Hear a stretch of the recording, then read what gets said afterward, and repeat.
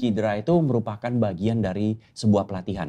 It happens, kita nggak bisa mengatakan gue akan olahraga tanpa cedera. Cedera itu pasti akan ada, tetapi kalau ada cedera itu bukan berarti that's it the end. Cedera itu seringkali buat tubuh kita menjadi feedback bahwa tubuh kita itu perlu dilatih lebih baik lagi. Saya tuh sempet dulu suka banget main basket ya. Yes. Dan biasa kalau basket kan kalau nggak kena lutut kena ankle ya kan. Terus berhenti kan. Betul kata coach. Yang pertama adalah melar.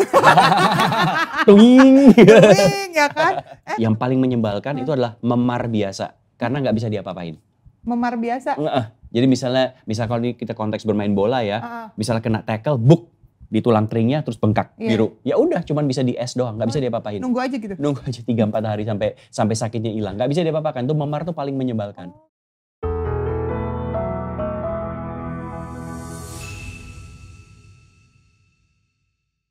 Hai Lovely People semuanya, balik lagi sama saya Reisa Broto Asmoro.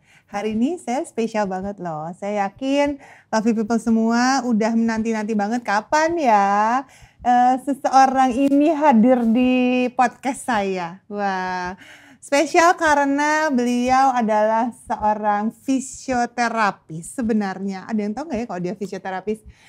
Ternyata dia adalah fisioterapis pertama di tim nasional sepak bola Indonesia. Dan di dunia sepak bola Indonesia, dia adalah seorang coach yang punya mixed blood, darah campuran, yakni Indonesia dan Swiss. Ayo, ada yang udah bisa nebak belum?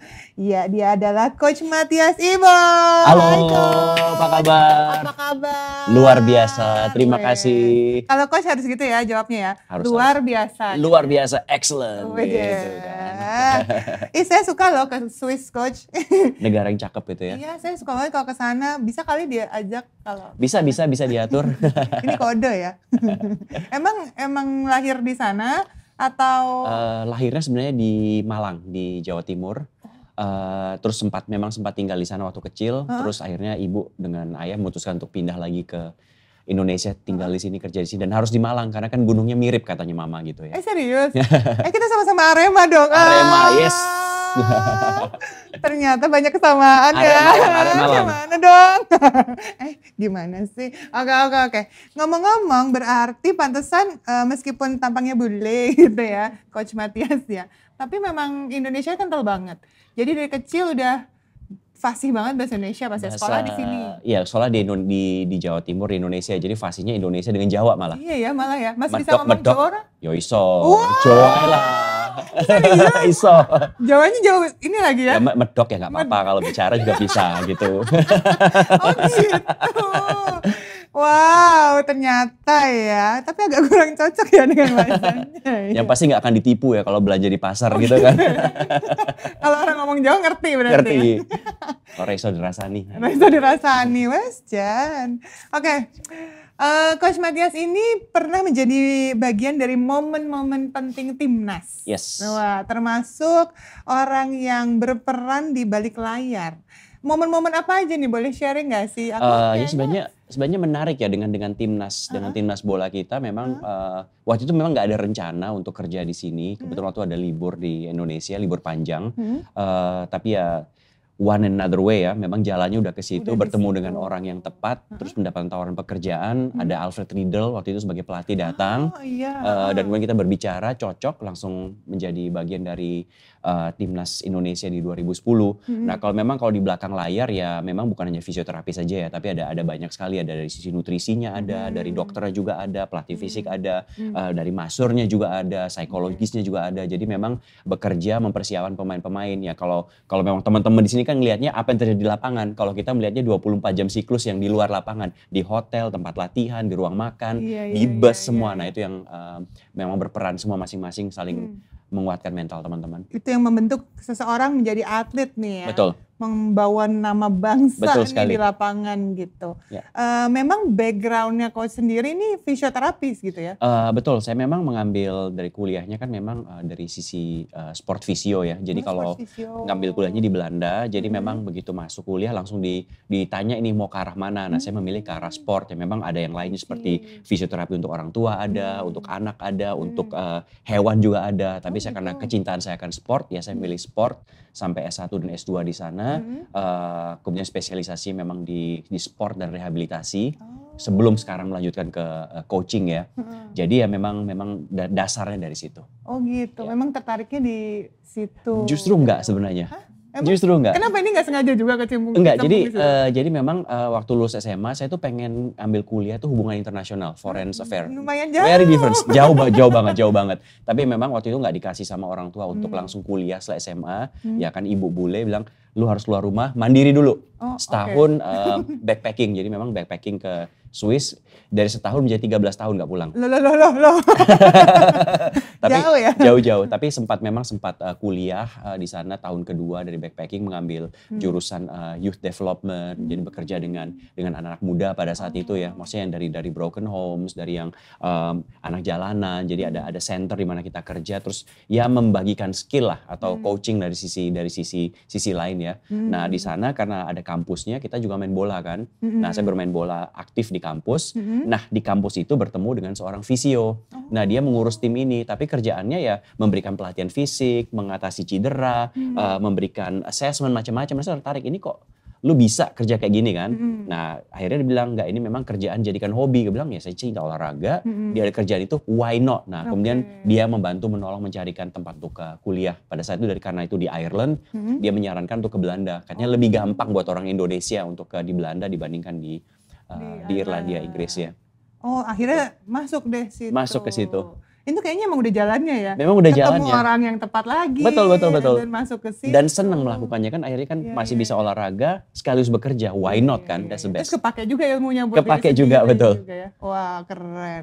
Tapi mungkin banyak yang masih belum paham nih Coach tentang bedanya emang terapi fisik gitu yang seperti biasa kita tahu sama fisioterapi itu sendiri. Bedanya apa? Itu sebenarnya berbeda ya. Maksudnya kan kalau kita terapi fisik itu biasanya berhubungan dengan orang-orang memang udah sehat gitu. Jadi aktif, tidak mengalami cedera. Jadi misalnya katakanlah ada Dr. Raisa nih datang tanpa ada cedera, happy main paddle, senang. Nah oke, membutuhkan terapi fisik, ada recovery-nya, segala macam, dia dilatih khusus dengan strength. Nah di satu sisi misalnya ke fisioterapi, habis main paddle gitu misalnya, Dr. Raisa datang, wah kayaknya bahu gue sakit nih habis main. Nah itu kita lihat dulu, assess dulu nih bahunya. Masalahnya apa nih? Oh ternyata overstretching di belakang, kita perlu melakukan latihan stabilisasi atau kita perlu melakukan tindakan A atau B atau C. Nah kemudian baru diberikan tindakan itu, kemudian diberikan latihan khusus untuk menguatkan bahunya. Jadi sedikit berbeda. Itu fisioterapi. Itu fisioterapi. Oh oke.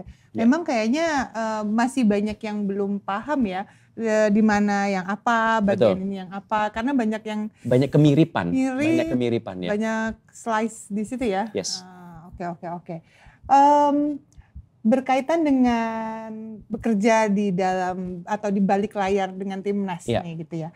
Apa tantangan terbesarnya saat itu? Kan banyak yang nggak menyadari gitu ya, yang nggak banyak yang disadari oleh publik sebenarnya ya. Betul. Ketika mendampingi timnas sendiri dalam laga-laga besar gitu, apa tantangan terbesarnya? Sebenarnya tantangan terbesar yang pertama itu mungkin menyesuaikan diri lagi ya. Kalau buat saya secara pribadi, karena sudah bekerja dan tinggal di luar, maksudnya itu udah dalam budaya tertentu, struktur tertentu, organisasi tertentu.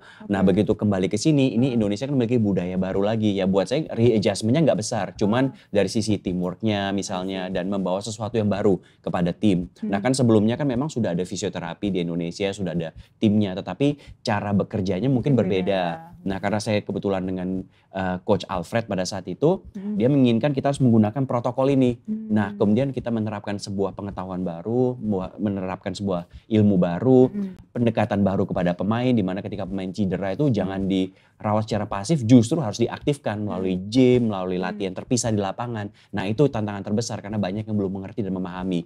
Jadi banyak benturan di situ, bukan benturan yang negatif ya, tapi benturan di mana loh kok beda nih? Kok beda? Dia cedera lutut kok lu suruh dia loncat di lapangan. Nah misalnya begitu. Jadi seharusnya kan dia nggak boleh ngapa-ngapain.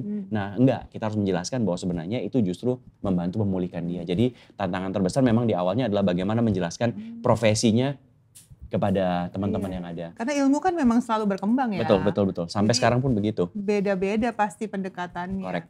Terus belajar di mana sama ilmu mana juga pasti beda juga nih. Tergantung kita mau ngikutin yang mana. Betul. Mengikuti aliran yang mana gitu. Ya.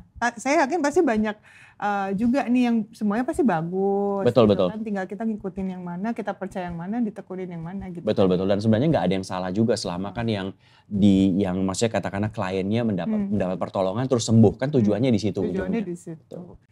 Pernah ada konflik-konflik nggak nih yang terjadi di lapangan? Dengan pemain Atau terserah ya konflik lah pasti ada ya. Nggak mungkin nggak kalau misalnya bilang gitu there's no conflict selai. Kan? Jadi nggak bisa juga. Jadi pasti ada tapi konflik itu justru kalau buat saya itu selama masih bisa dibicarakan, didiskusikan, terus ada jalan keluar itu suatu hal yang justru membangun.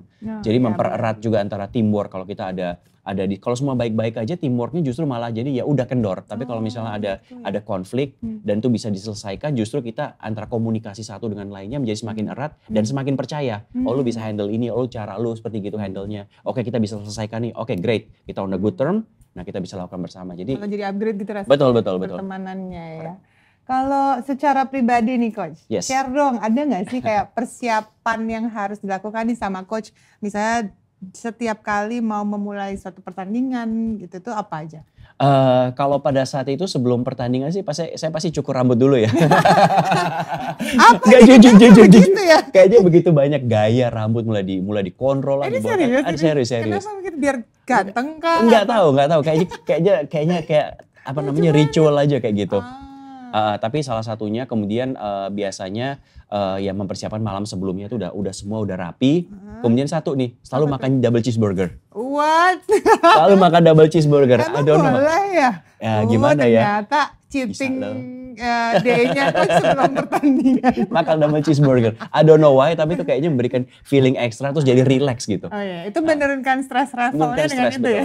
Dengan double cheeseburger. Double cheeseburger. Oke, kita siapin double cheeseburger untuk Coach setelah ini ya. Extra cheese ya. Oh ini Swiss banget ya. Oh ya, Coach ini kayak lebih bule dari saya ya. Oke. Coach sendiri kan sudah lama nih berkecimpung di dunia ini gitu ya.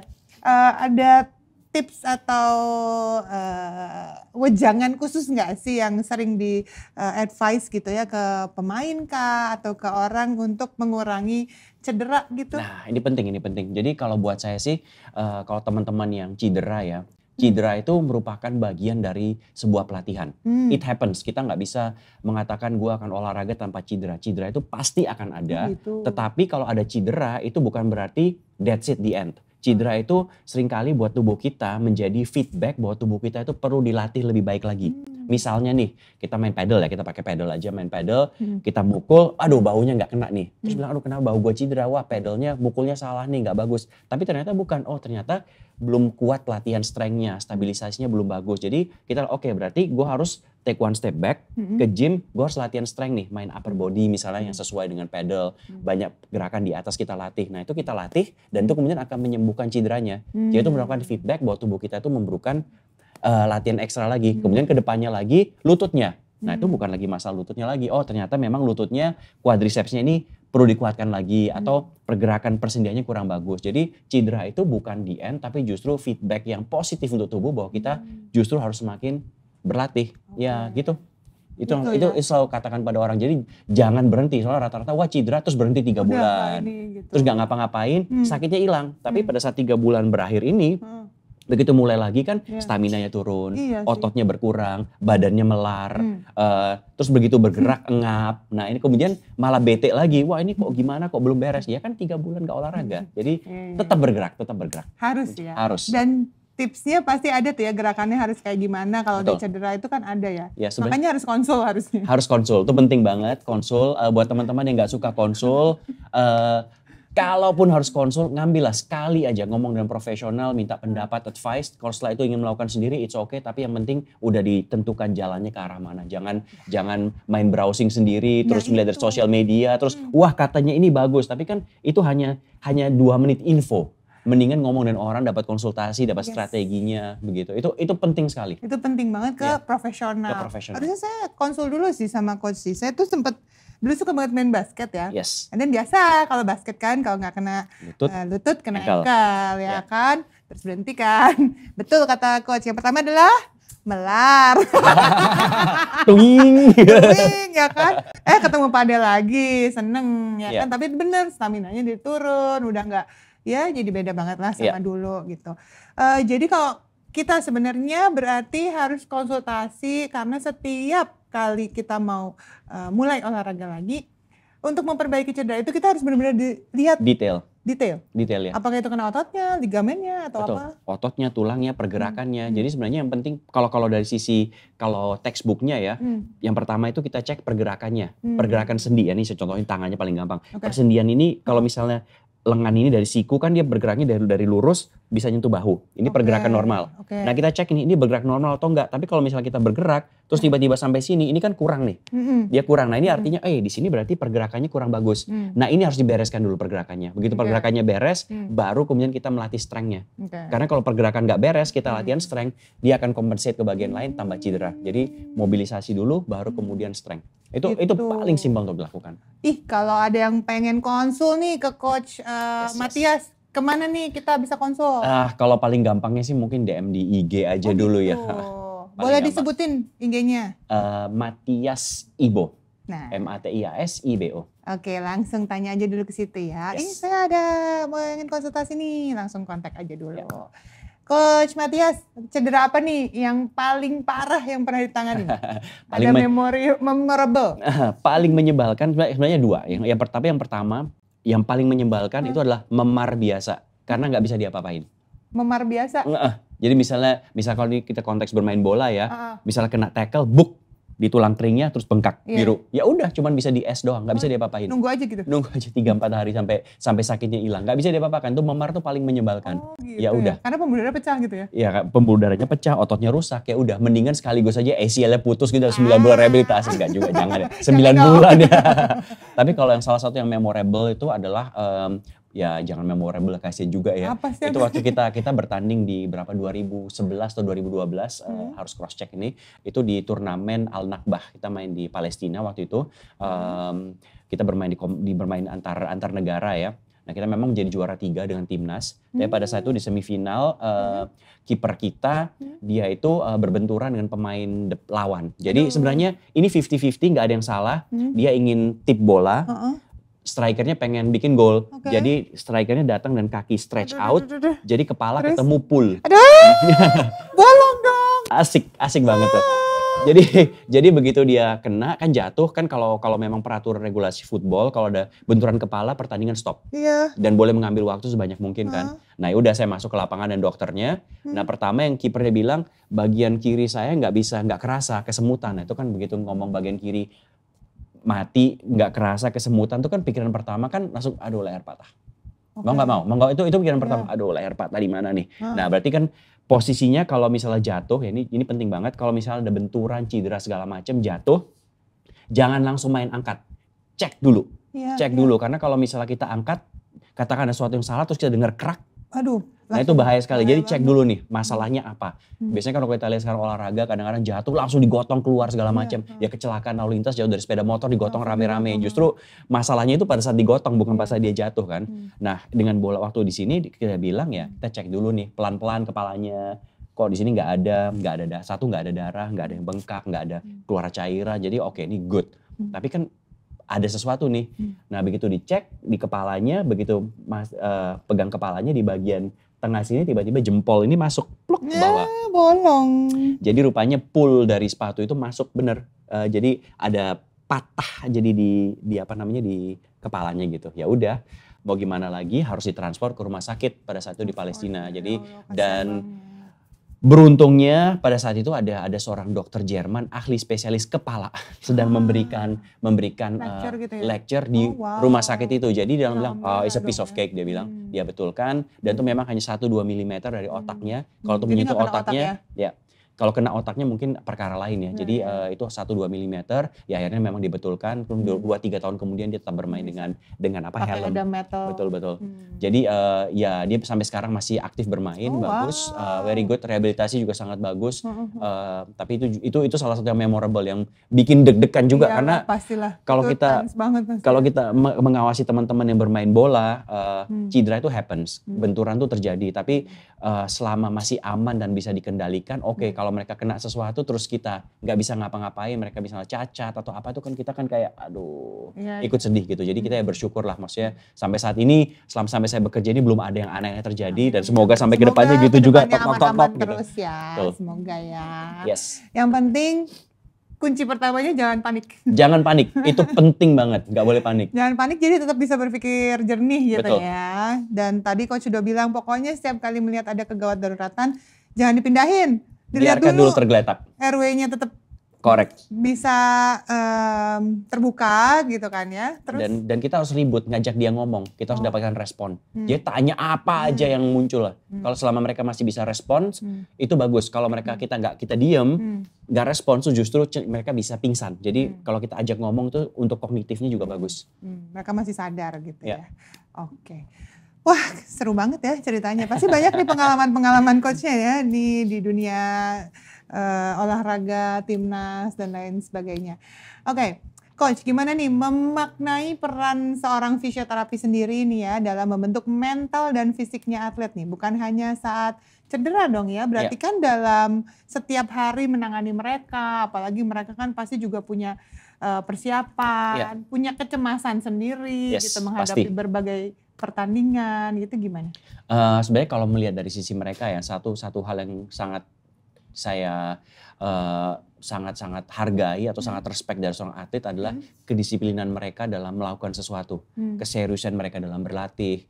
Ketika mereka jatuh, mereka nggak langsung putus asa, tapi cari dengan cara apapun secepat mungkin gimana bisa kembali bangkit bangun. Kalau mereka tiba-tiba nggak dimainkan, mereka akan berusaha bekerja keras supaya pelatih memainkan mereka lagi. Pada saat mereka cedera, bukannya mereka putus asa, tapi mereka bilang oke, gue ikutin saran lo, gimana kita bikin latihannya cepat. Kalau memang 3-5 hari, oke kita lakukan, dan mereka melakukan itu dengan sangat disiplin. Jadi up and down-nya mereka itu ya kesuksesan mereka tuh terlihat pada saat prestasi mereka semakin bagus itu bukan hanya karena mereka memang berlatihnya bagus, tapi karena mereka bisa mengatasi dengan cepat masalah-masalah yang timbul seperti tadi disampaikan, misalnya cederanya, nggak bisa tidurnya, nggak dipakai pelatih lah, segala macam. Tapi mereka terus bekerja keras dan itu yang membuat mereka semakin naik. Tapi itu tuh coach juga mendampingi terus tuh di masa-masa yang berat itu? Ya kita ada kan, karena kan dalam sebuah training camp kan kita pasti bersama terus 24 jam ya. Jadi di meja kita makannya harus selalu bareng. Kita naik busnya bareng, kita di lapangannya bareng. Jadi pasti selalu bersinggungan dan timnya kan kecil. Dia kan dari misalnya training camp pemainnya ada 25, tim pelatihannya antara 10 sampai 15. Jadi ya kalau kita bersama selama 3 bulan itu kayak classroom lah, kita ada terus bareng. Jadi paling pasti udah mulai mengenal satu dengan yang lainnya lebih. Ada momen apa yang paling emosional yang pernah dialamin nggak bareng-bareng? Yang paling diingat juga? Kalau momen emosional ya pada saat kita misalnya kalah gitu kan. Jadi begitu kita kalah misalnya yang sangat menyedihkan buat waktu kita kalah 3-0 di Malaysia final itu naik bus tuh diem semua dan ya semua tahu kita semuanya sedih gitu. Cuman ya mau gimana lagi itu kita sedihnya bersama gitu. Ya. Itu momen-momen itu juga pasti kan kena ke emosional coach juga dong pasti. Banget, karena kan berbeda. Kalau pemain kan mereka kan pasti memikir, aduh gimana caranya, kenapa tadi kebobolan, kenapa tadi nggak bikin gol, tadi salah apa. Sementara kalau kita kan bilang, gue pengen membantu, cuman kita nggak mengerti perasaan mereka. Kalau bilang ya udah, kita kan cuma bilang ya udah nggak apa-apa, ada pertandingan berikutnya. Tapi itu nggak cukup, itu nggak cukup. Kita aja fansnya aja kan kayak aduh sedih banget. Paling kita kan cuma bisa support dari sosmed. Betul. It's okay, keep up the good work. Ini kebayang sih jadi orang-orang yang di sekitarnya kan behind the scene-nya tahu perjuangannya kayak apa langsung gitu kan. Ya, dan semua kan berbeda. Ada yang lebih seneng didiemin, kalau diajak ngomong malah bete. Tapi ada yang seneng cuman ditepok bahunya aja udah seneng. Jadi semua itu berbeda-beda. Itu melihat emosional pemain dari mengatasinya juga seru sih. Ada yang cepet bangkit, besok paginya udah deh kita lanjutkan. Ada yang bilang masih ngomongin aja. Jadi ya menarik itu. Oke. Kali ini kita bakalan main games yakni mitos atau fakta. Oke, kali ini deg-degan. Coach, aku bakalan bacain satu pernyataan. Nanti coach jawab mitos atau fakta. Yes. Silahkan dipegang. Oh, jawab gini ya? Iya, mitos atau fakta. Faktanya ngadap ke sini. Sini yang di tengah. Oke. Yang pertama. Yes. Untuk meredakan nyeri lebih cepat sembuh dengan obat. Fakta dong. Mitos atau fakta? Belum. Belum. Mitos atau fakta? Fakta. Fakta. Emang benar harus pakai obat lebih Ya, cepat? enggak juga sih. Cuman kalau dikasih obat anti nyeri ya pasti hilang sakitnya lebih gitu. hilang. Jadi lebih cepat ya, daripada didiamin aja. Daripada Tapi didiemin. nggak apa-apa dong ya minum obat ya. Nggak apa-apa. Sesuai dosis, sesuai aturan. Sesuai dosis dan tidak menjadi kebiasaan. Ah, benar. Oke, yang selanjutnya. Fisioterapi hanya untuk orang yang cedera atau pasca operasi. Mitos atau fakta?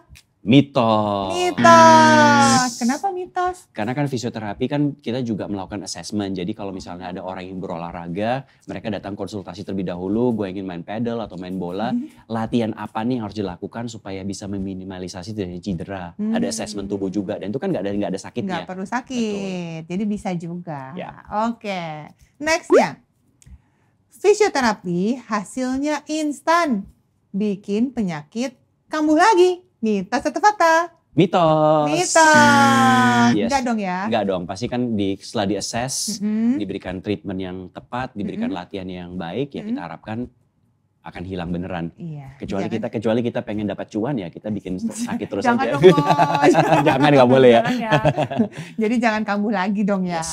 Oke. Selanjutnya, kalau tidak sakit tidak perlu fisioterapi. Mitos atau fakta? Wah, itu di tengah-tengah boleh nggak ya? Antara mitos atau Antara fakta dan mitos. Tapi ada mitosnya. Betul, karena Kenapa kan begitu? karena kalau kita sehat kan kita nggak akan berpikiran untuk ke dokter, ke Oh, iya fisioterapi. sih.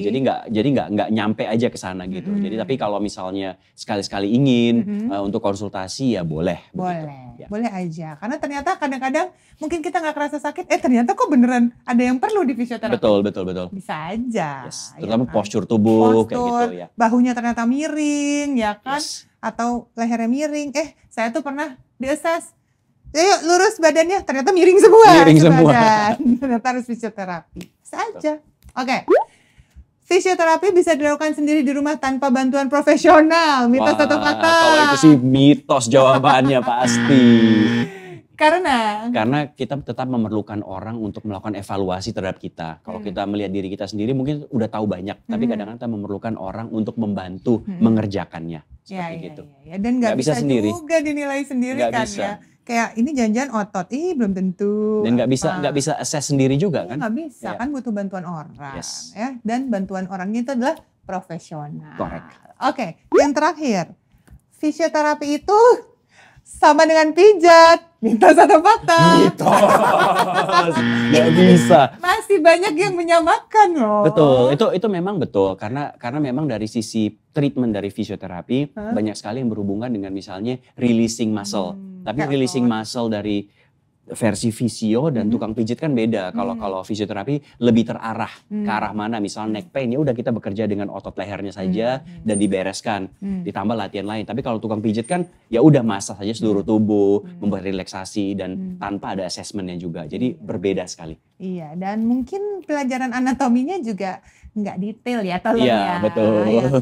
Harus tahu tuh. Harus tahu titik-titik anatominya, ada nggak menyangkut cuma otot aja. Di sana ada pembuluh darah, ada saraf, ada ligamen dan Betul. lain sebagainya. Jadi harus hati-hati ya. Yes. Oke, terima kasih Coach. Pleasure. Yang terakhir sebagai penutup, boleh kasih tips ke Lovely People kah yang pengen jadi, mungkin terinspirasi Coach nih ya, jadi fisioterapis profesional. Harus bagaimana sih dan apa yang harus dipersiapkan? Sebenarnya sangat simpel sih kalau ingin melakukannya, just be yourself aja. Kalau teman-teman suka olahraga ya ambil jurusan fisioterapi olahraga. Kalau suka dengan bekerja dengan orang tua ya bekerja dengan fisioterapi orang tua. Tapi yang paling penting dari sini adalah bagaimana bisa memberikan yang terbaik buat orang-orang. Jadi memberikan latihan yang spesifik, nanti ujung-ujungnya bisa berolahraga bersama dan paling kita juga harus sehat dan fit sendiri. Jadi itu cerminan diri. Kalau kita ingin mengajak orang untuk hidup aktif, hidup sehat, tanpa cedera ya kita sendiri juga harus berada di posisi itu. Jadi inspirasi juga Correct. ya untuk orang lain. Oke, thank you so much Coach. Bye.